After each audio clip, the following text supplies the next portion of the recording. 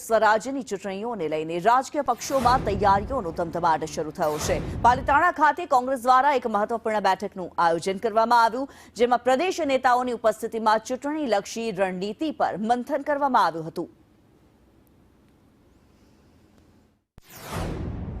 મીટિંગની અંદર આજે તમામ કોંગ્રેસ પક્ષના કાર્યકર્તાઓનો આવનારી તાલુકા પંચાયત, જિલ્લા પંચાયત ને નગરપાલિકાઓની ચૂંટણીઓ જ્યારે આવી રહી છે ત્યારે એક એક કાર્યકર્તાનો અભિપ્રાય લેવા માટે આજની આ મીટિંગનું આયોજન કરવામાં આવ્યું છે કે આવનારી તાલુકા પંચાયત ને જિલ્લા પંચાયત ને નગરપાલિકાઓ કોંગ્રેસ પક્ષ કેવી રીતે જીતી શકે એમનું આયોજન કરવા માટેની આજની આ મીટિંગ બોલાવવામાં આવી છે। આજ રોજ આવનારી જે નજીકની તાલુકા પંચાયત, જિલ્લા પંચાયત, નગરપાલિકાની ચૂંટણીને અનુલક્ષીને અમારા જે પ્રદેશના જિલ્લાના પ્રભારી શ્રી વિરેન્દ્રસિંહ વાઘેલા સાહેબ પધાર્યા છે અને એમની સાથે રાખી જે સંભવિત ઉમેદવારો છે જેમને લડવા ઈચ્છતા હોય, જે અમારા વોર્ડ લડવા ઈચ્છતા હોય, તાલુકા પંચાયત લડવા ઈચ્છતા હોય કે જિલ્લા પંચાયત, એમને ફોર્મ અત્યારે વિતરણ કર્યું છે। ખૂબ ઉત્સાહથી ખૂબ જ માણસો જોડાયા।